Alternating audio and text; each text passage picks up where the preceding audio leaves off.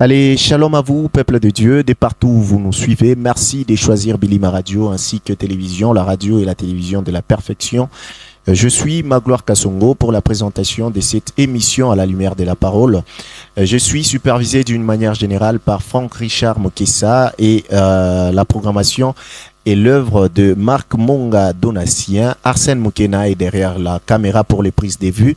Josué Moussungaï est à la réalisation. Je reçois aujourd'hui le prophète Ladi Ilunga. Avec lui, nous allons parler de la prière. Alors, pour vous tous qui voulez entrer en contact avec nous, vous avez une question, une préoccupation ou vous voulez participer à l'émission, n'hésitez pas, écrivez-nous au 099 51 73 088.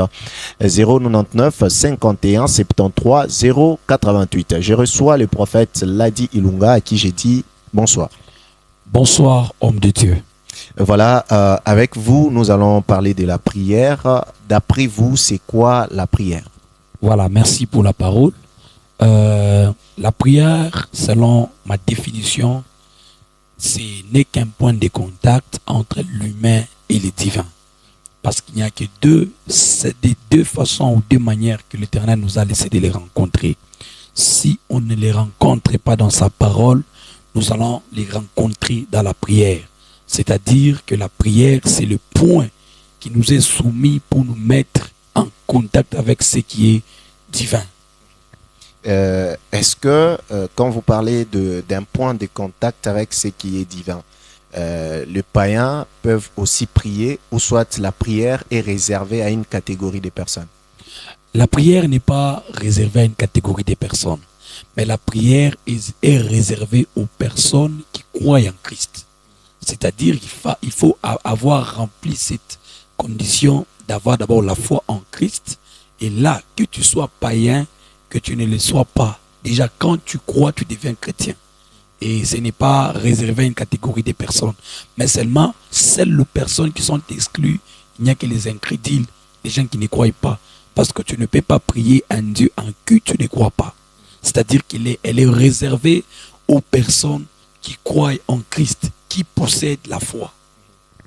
Et puisque vous parlez de la prière comme étant, donc c'est réservé aux personnes qui ont foi. C'est quoi le point de contact entre la prière et la foi? Est-ce qu'on est obligé de prier quand on dit que je crois en Jésus, par exemple? Est-ce que automatiquement je suis obligé de prier ou soit je peux vivre la foi sans toutefois prier? C'est-à-dire ceci, lorsque nous prions, la seule chose que nous attendons, c'est l'exaucement. Sans quelqu'un ne peut pas prier sans s'attendre à ce qu'on appelle l'exaucement. Alors la Bible est en train de dire, sans la foi, on ne peut lui être agréable. Comment pouvons-nous demander ou prier un Dieu qui ne nous agrée pas?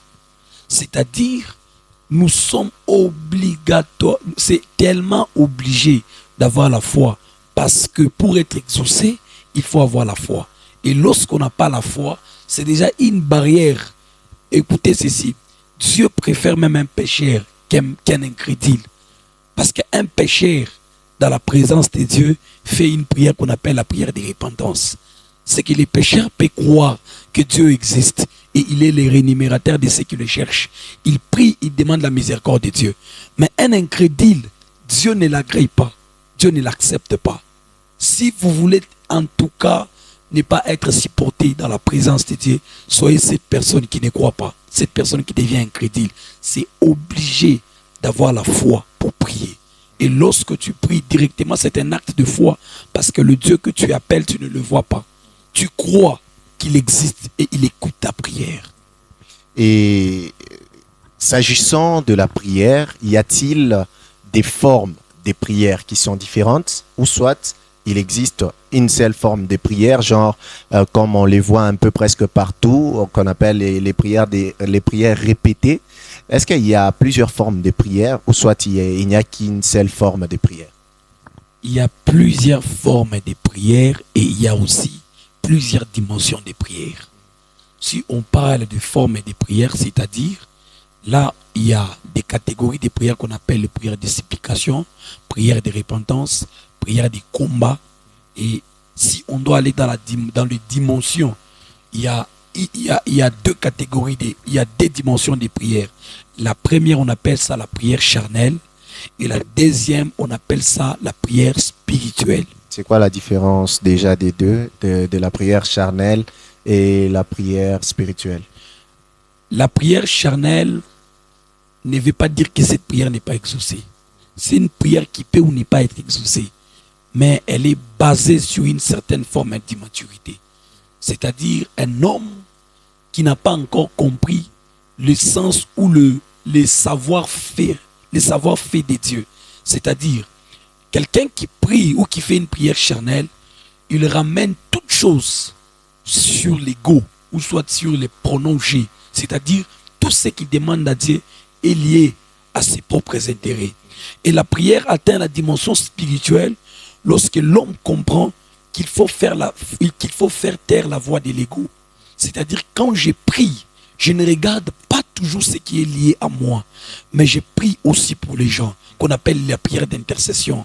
La prière qui est basée sur les intérêts de Dieu.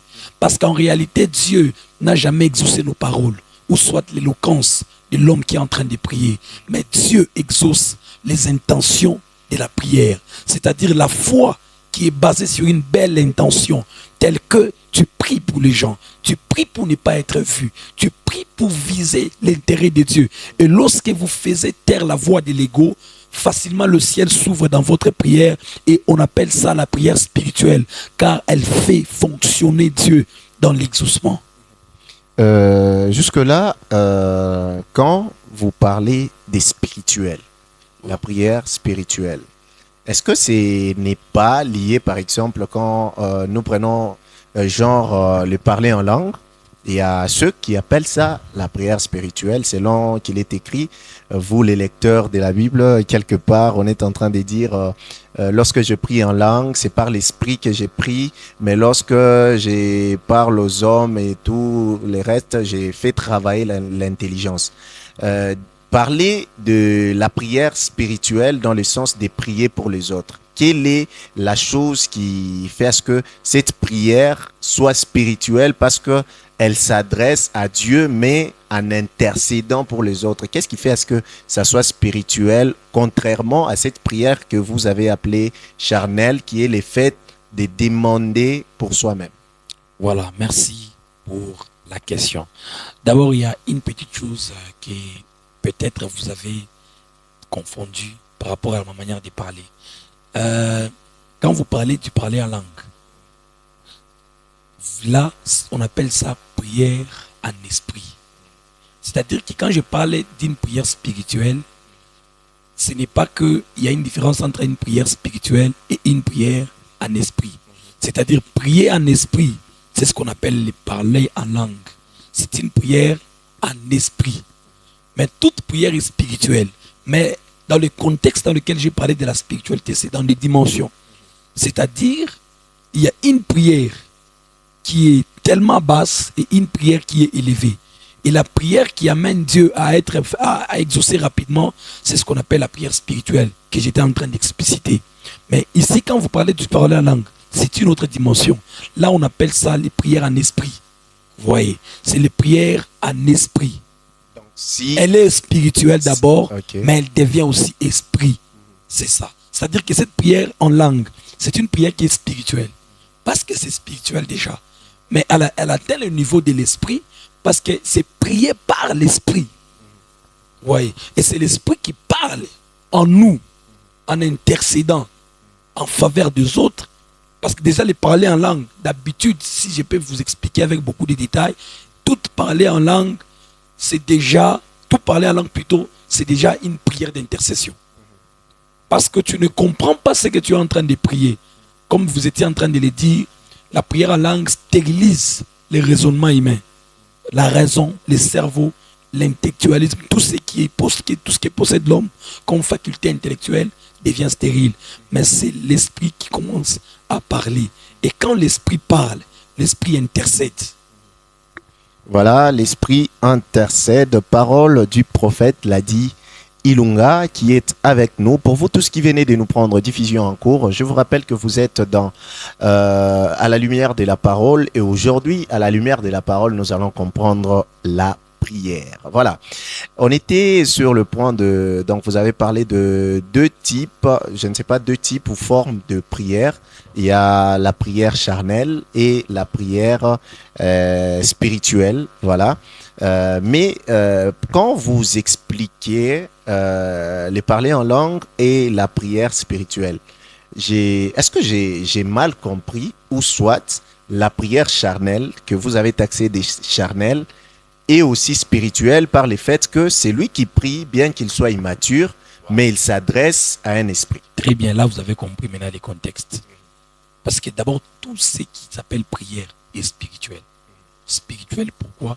Parce que ça engage les esprits. Voilà. Nous poursuivons également, nous poursuivons avec notre émission. Bien sûr, avec le prophète Ladi Ilunga. Prophète, nous sommes encore avec vous, toujours dans le cadre de la prière. Pourquoi est-ce que aujourd'hui, on voit, comme une vidéo qui est devenue virale sur les réseaux sociaux, on voit un homme qui a pris les pieds, a placé en l'air comme ça, et puis la tête en bas, ça a circulé presque partout. C'est un louchois, je pense, et ça a été partagé jusqu'en Côte d'Ivoire où on en parlait, bien évidemment par des TikTokers. Est-ce qu'aujourd'hui on a besoin de mortifier le corps dans la prière pour être exaucé par Dieu? Déjà, moi je trouve que la simplicité est l'une des choses qui démontre que vous êtes mature. Dieu n'est pas dans les choses compliquées. La prière n'existe pas des choses compliquées. En fait, Dieu est dans la simplicité. Moi, je ne crois pas que c'est important de pouvoir faire tous ces mouvements-là. Nous n'avons pas vu dans la Bible où on a vu les gens en train de faire ces genres de cérémonies pour être exaucés de Dieu. Moi, je trouve que c'est un peu de l'immaturité qui fait que certaines personnes commencent à comprendre ou à détériorer la vraie doctrine sur laquelle nous sommes assis en tant que de chrétiens. La vérité dans tout ça, c'est que Dieu est dans la simplicité. Dieu n'est pas dans les choses compliquées. Voilà. Parlant toujours des pratiques dans la prière, il n'y a pas longtemps, on a fait face à une polémique qui a bougé le monde chrétien. Il y a ceux qui condamnaient les talits et il y en a qui l'appuyaient. Vous, quel est votre avis quant à cette question? Est-ce qu'il est important d'utiliser un tissu pour prier avec, ou soit c'est pas important? Voilà, personnellement d'abord, sans attaquer les gens. Moi personnellement, je trouve que c'est pas important d'utiliser les histoires. Parce que moi je trouve que là où il y a la prière, le ciel s'ouvre. Là où il y a la prière, l'onction prophétique descend. Là où il y a la prière, le don de puissance descend. Là où il y a la prière, il y a la délivrance. Moi, je trouve que l'onction pour descendre, elle n'exige pas de pratique. Lorsque nous fermons les yeux, nous mettons toutes choses en pratique telles que craindre l'Éternel, chercher le Seigneur, faire des sacrifices et que la prière est là, l'onction de Dieu descend. Si tu es un prophète, tu verras des visions. Si tu es un apôtre, tu vas marcher dans la puissance, tu vas implanter, amener l'évangile. Moi, je trouve que toutes ces histoires ici, des pratiques, ce ne sont que des distractions. Oh, il faut porter ceci, porter cela. C'est très faux. Il y a une fois que nous avons de croire que cette prière, la Bible dit, quand vous demandez, croyez que vous avez déjà reçu. Lorsque nous nous approchons de la présence de Dieu, il n'est pas un homme pour mentir, ni un fils de l'homme pour se repentir. Il est derrière sa parole pour l'accomplir. Dans Jérémie, la Bible dit, invoque-moi, je te répondrai. Je t'annoncerai les choses cachées. Lorsque vous lisez ces textes, vous allez vous rendre compte qu'en aucune fois, on a écrit que pour être exaucé ou pour invoquer l'Éternel afin de vous exaucer, il faudrait porter les histoires. Pas du tout. Peut-être, il y a des gens qui ont des expériences aussi personnelles dans leur ministère, qui peuvent se dire que, parce qu'il y a des moments même dans la Bible, on a vu le miracle qu'on pouvait envoyer les gens, prends la boue, fais ceci, mets la salive et tout. Ça ne peut qu'être peut-être poussé par l'esprit. Parce que dans certaines dimensions, surtout pour les prophètes, il y a des moments où Dieu peut lui dire, fais ceci, fais cela. Pour comprendre la vie d'un prophète, il faut être le Dieu de ces prophètes. Ça, je ne peux pas juger. Parce que chaque personne a une expérience personnelle. Mais pour un conseil général que je peux donner à ma génération, si Dieu ne t'a pas dit ça, et que tu as appris ça de quelqu'un, je trouve que ce n'est pas important. Ignore ça. Dieu est dans la simplicité. Prie le Seigneur dans la vérité. Sois simple dans ce que tu fais. Lorsque tu le crains, tu te mets à genoux, tu pries. L'onction prophétique descendra. Lorsque tu cherches le Seigneur, Dieu viendra exaucer tes prières. Son oreille, la Bible dit, sa main n'est pas courte, ni son oreille n'est pas pesante pour entendre nos prières. La seule chose, c'est la foi, la sainteté, la sanctification. La foi est là. Et quand nous prions, le ciel s'ouvre et Dieu descend. Le ciel s'ouvre et Dieu descend. Voilà, nous poursuivons avec vous. Nous allons beaucoup échanger autour de la prière, beaucoup de questions comme ça que les gens se posent et je pense que vous avez des réponses à ces questions-là. Toujours en ce qui concerne les prières, est-ce que quand vous donnez des requêtes, par exemple à l'église, vous dites par exemple prions généralement dans des prières répétées, c'est ma Bwana Yesu, Minangusha, kama ni mpepo ya célibat. Pendant que les gens répètent ça, quand il y a des mariés dans la salle, eux, qu'est-ce qu'ils sont censés faire? Est-ce que c'est important de faire répéter la prière à tout le monde dans l'assemblée? Une très belle question. En fait, je dirais que c'est obligé de respecter ce que les modérateurs donnent ou les prédicateurs ou l'orateur du jour donne comme requête des prières. Maintenant, là, je vais bien expliquer. La Bible dit, ils sondent les profondeurs de nos cœurs. Ce que j'aime dans Isaïe, la Bible dit, avant qu'ils n'aient parlé, je les ai déjà exaucés. Qu'est-ce que Dieu avait exaucé? C'est-à-dire ceci, avant d'ouvrir la bouche, lorsque vous vous approchez de Dieu, l'Éternel connaît tes intentions, l'Éternel connaît tes soucis. En fait, Dieu ne sait jamais m'alterner sur nos paroles. Mais Dieu regarde nos cœurs et nos soucis. Même quand tu répètes une prière qui n'est pas liée à tes problèmes ou à tes situations personnelles, Dieu ne regarde pas tes paroles. Il voit ta foi, il vérifie ton intention et il voit les soucis de ton cœur. Parce qu'en réalité, s'il y a une chose qui ne peut jamais marcher dans la présence de Dieu, c'est l'hypocrisie faciale. Dieu n'a jamais été intimidé lorsque nous prions en pleurant. Il n'a jamais été intimidé lorsque tu pries en parlant bien. Dieu, tout ce qui l'intéresse, c'est l'intention de la personne. Qu'est-ce qu'il y a dans le cœur de la personne? Tu peux dire autre chose, mais Dieu voit ton cœur. C'est important. Tu peux juste respecter parce que quand tu refuses, par exemple, de faire, c'est du désordre dans l'église. Or que l'église marche dans l'ordre. L'homme de Dieu est conduit par l'esprit. Même si ce sujet ne te concerne pas, dis-le quand même, mais Dieu regarde ton cœur. Pourquoi quand on prie pour les gens, pourquoi lorsque nous faisons les prières d'intercession, Dieu nous exauce beaucoup? Parce que Dieu regarde tes soucis. Tu as abandonné tes soucis, tu pries pour les autres, mais Dieu commence aussi à te faire du bien. C'est-à-dire que les paroles n'ont jamais intimidé Dieu. Le problème, c'est les intentions. Dieu regarde ton cœur. Et quand tu pries pour les gens, il regarde aussi pour toi. La seule manière de faire venir Dieu vers toi, c'est de regarder les autres. Et quand tu regardes les autres, Dieu prend place à venir aussi vers toi. Mets-toi à genoux, prie pour les autres. Lui se tiendra debout aussi sur tes situations. Voilà, très important. J'aimerais aussi savoir l'importance de la prière dans la vie d'un homme, dans la vie d'une femme. Quelle est la place de la prière ou qu'est-ce que la prière peut apporter dans la vie d'un homme, qu'il soit serviteur, qu'il soit simplement infidèle? Qu'est-ce que la prière apporte? Quelle est l'importance de la prière? Merci pour la parole. D'abord, il y a une chose que nous devons savoir. Tu ne peux pas réussir sur cette terre si tu n'es pas un homme ou une femme de prière. Impossible.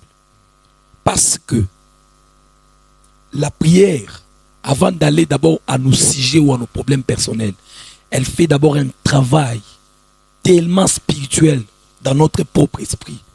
L'homme, quand un homme marche, il y a des lois qui se confrontent en elle.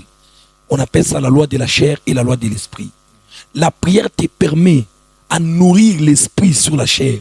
Parce que tu ne peux pas craindre Dieu si tu ne pries pas. Voilà pourquoi il y a des moments, lorsque nous prions, tu te rends compte que tu commences même à sentir la sainteté auprès de toi. Parce que la prière fait de sorte que le fruit de l'esprit naisse en toi et grandisse rapidement et est en train de rendre encore, d'anéantir la force de fruits de la chair. Parce que quand tu ne pries pas, ce sont les fruits de la chair qui vont te dominer. C'est d'où viennent les jalousies, les convoitises, l'impudicité, la cupidité. Tous ces fruits de la chair viennent du fait que l'homme n'est pas en train de prier. C'est pourquoi la seule manière que le diable utilise pour neutraliser la vie d'un chrétien, c'est d'arracher la vie de prière. Et quand tu pries, d'abord, premièrement, l'esprit fait un travail exact et puissant dans ta propre personne. Et lorsque elle te travaille, comme l'apôtre Paul est en train de dire, quand je marche, ce n'est plus moi qui vis, mais c'est Christ qui vit en moi. C'est un travail venant de la prière. Et lorsqu'elle finit, c'est maintenant dans la vie normale. Tu ne peux pas, nous sommes à l'aperçu du diable. Nous confrontons contre les esprits. Le diable, la Bible dit, il rôde comme un lion rugissant, cherchant qu'il dévorera. Je vais vous choquer. Le diable n'a pas besoin de les provoquer pour te faire du mal. Le diable n'a pas besoin que tu lui fasses quelque chose pour te faire du mal. Il rôde comme un lion rugissant. Sa respiration, c'est la destruction. Sa respiration, c'est notre malheur. Tout ce qu'il veut pour se sentir mieux, c'est le mal qui doit nous arriver. Maintenant, écoutez ceci. Si le diable vous travaille 24 heures sur 24 heures, toi tu es sur cette terre, tu penses réussir la vie sans prière. Impossible. Tellement impossible. Si tu veux réussir sur cette terre, tu dois être un homme de prière. Parce que la prière fait de toi un véritable chrétien. La prière te donne la capacité de marcher comme un enfant de Dieu. La prière te donne la victoire sur le combat. Et la prière te met sous la protection de Dieu. La prière te fait parvenir à vivre le plan parfait de Dieu. Parce que chaque personne a une destinée. La prière, c'est l'ascension qui t'amène dans le monde de Dieu afin de vivre le plan parfait que Dieu a fondé sur toi. La Bible dit les projets qu'il a fondés sur nous, ce sont les projets des bonheurs et non les projets des malheurs. Mais ces projets peuvent devenir les malheurs si tu ne pries pas. Parce que quand ta bouche est fermée, quelque part on est en train de parler contre toi. Ce monde d'ici, c'est le monde de la parole. Quand tu pries, c'est une parole qui entre en action. Lorsque ta bouche est fermée, ta destinée est sacrifiée. Voilà pourquoi quand tu regardes un homme qui ne prie pas, peu importe son étoile, rassurez-vous que sa destinée est déjà sacrifiée. Ouvre ta bouche, parle, prie, car c'est important. Si tu ne le fais pas, tu ne vivras jamais le plan parfait de Dieu. Avant de finir, je voudrais encore vous dire une chose. Le cimetière a enterré des géants. Le cimetière a enterré des étoiles. Le cimetière a enterré les hommes que Dieu a appelés à être des géants dans les générations. Pourquoi? Juste à cause de manquer la vie de prière. Ils n'ont pas su vivre pendant longtemps et vivre le plan parfait de Dieu. Lorsque tu ne pries pas, le diable a la capacité de limiter ta vie. Par moment même de mettre fin à ta vie. Pourquoi? Parce que la seule manière de te neutraliser, c'est même amener l'esprit des morts. Imagine tu es poursuivi par un esprit des morts et tu ne pries pas. Même s'il y a des promesses à ta vie, rassure-toi que ces promesses finiront au cimetière. Si tu ne pries pas, c'est dangereux. C'est trop dangereux. D'ailleurs, dans ce monde d'aujourd'hui, tu ne pries pas. Ah non, tu es vraiment les chapeaux des sorciers. On va te cribler. C'est toujours important de prier. Voilà, nous allons petit à petit vers la fin de cette émission. Est-ce que la prière peut constituer un moyen de réveil spirituel? D'ailleurs, même le réveil spirituel est issu de la prière. Si le réveil doit commencer, ça doit commencer par la prière. La prière, je peux appeler ça le mamelle, je peux appeler ça les entrailles pour engendrer les réveils. C'est la prière qui engendre les réveils. Là où il y a la prière, il y a la naissance du réveil. Tous les hommes qui ont apporté les réveils dans les générations, ils ont été une fois les hommes de prière. Et c'est par les prières que Dieu les a parlé. C'est par les prières que les cieux se sont ouverts sur leur vie et le Dieu les a parlé des destinées. Tout réveil spirituel est issu d'un travail de la prière. Il y a une question qui me passe à l'esprit. J'aimerais savoir, est-ce que c'est important de prier pendant des heures Donc, genre, vous voyez quelqu'un qui entre dans sa chambre, qui vous prie 3 heures, qui vous prie 7 heures. Il y en a même qui peuvent aller jusqu'à 12 heures. Est-ce que c'est important de faire des longues prières? Waouh. Il y a, il y a, il y a un dicton français qui dit ceci. Dis-moi qui t'y fréquente. Je te dirai que tu y es. Je peux transposer les mêmes principes spirituellement parlant. La Bible dit, vous tous dont les visages découverts, contemplons comme dans un miroir, nous sommes transformés par. Vous lisez la Bible? Ok, très bien. C'est-à-dire ceci, il y a une différence entre prier seulement et demeurer dans la prière. La chose que Dieu attend de nous, ce n'est pas seulement aller vers lui pour lui demander, mais c'est aussi désirer sa présence. Lorsqu'un homme te prend beaucoup d'heures, c'est-à-dire que cet homme n'était pas parti juste demander à Dieu, mais il est parti désirer la présence de Dieu. C'est la chose la plus importante et que Dieu attend de nous. Est-ce que vous savez qu'il y a des problèmes que Dieu élève dans nos vies juste parce qu'il vient nous voir dans sa présence?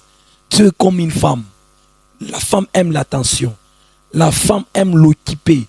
La femme aime passer du temps avec elle. De la même manière avec Dieu, il a besoin que nous puissions le désirer avant de lui demander. Je vais vous choquer. Dieu n'aime pas les demandeurs. Même si vous aimez la prière, mais Dieu n'aime pas les demandeurs. À un moment, la prière n'est pas seulement demander.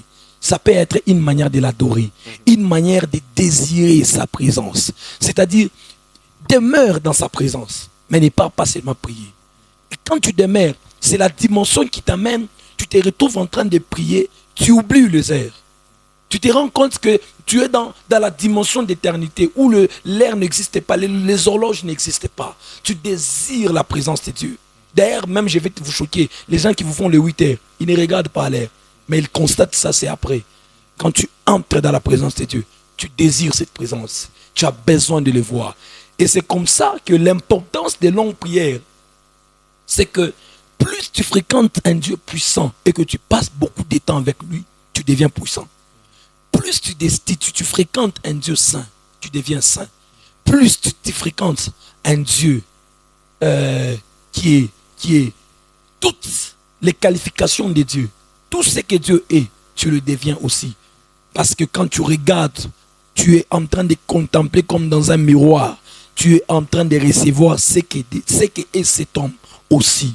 C'est en demeurant dans la présence de Dieu que nous parvenons à devenir comme Dieu, comme la Bible dit, tel il est, tel nous sommes. Pour que ces versets parviennent à s'effectuer dans votre vie, vous avez besoin d'être cet homme qui doit demeurer longtemps dans la prière et c'est très important. Voilà, peut-être la dernière question, parce que le temps a filé. Les gens se plaignent des hommes de Dieu. Soi-disant, quand un homme de Dieu tombe malade, il s'est fait examiner. Mais quand c'est quelqu'un qui vient vers lui, qui est malade, vous priez. Pourquoi vous n'avez pas besoin de la prière? C'est eux qui ont besoin de la prière. Est-ce que je ne trouve pas que c'est un cas vraiment général? Parce que moi, personnellement, quand je tombe malade, j'ai pris pour moi. Mais cela n'exclut pas les examens. On est humain. Tout ne vient pas des démons. L'onction de guérison est là. Mais ça n'exclut pas le fait de se faire examiner.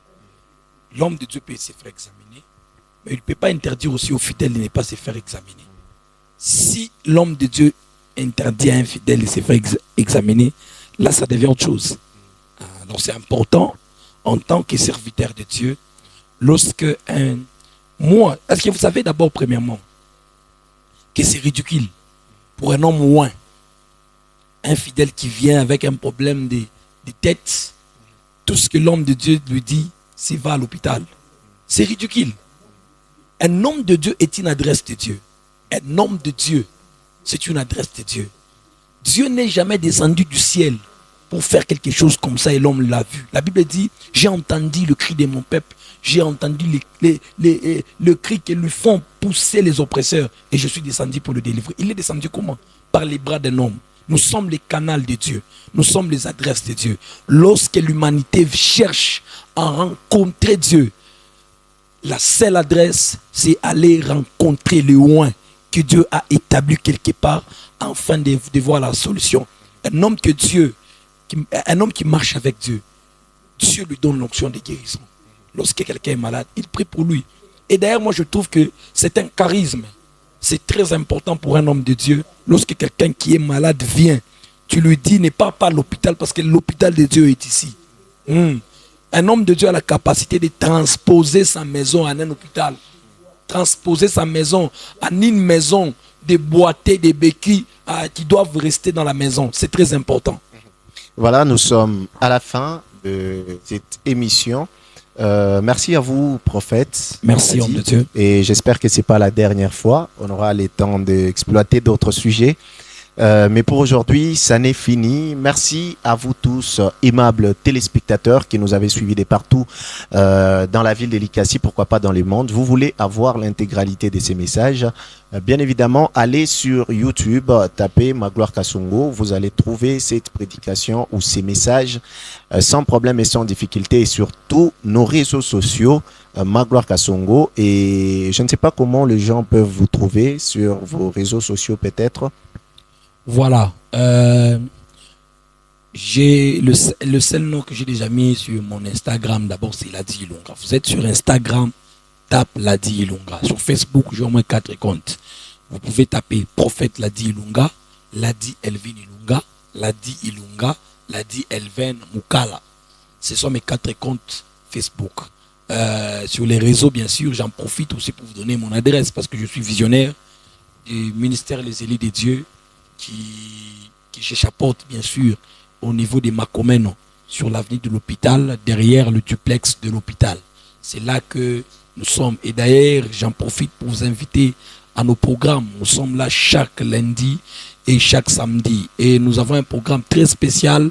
Ces derniers temps, je prie avec tout le monde de 5h30 à 7h, juste les prières matinales du lundi jusqu'au vendredi. Dieu nous fait beaucoup de bien. Je vous invite énormément à ne pas rater.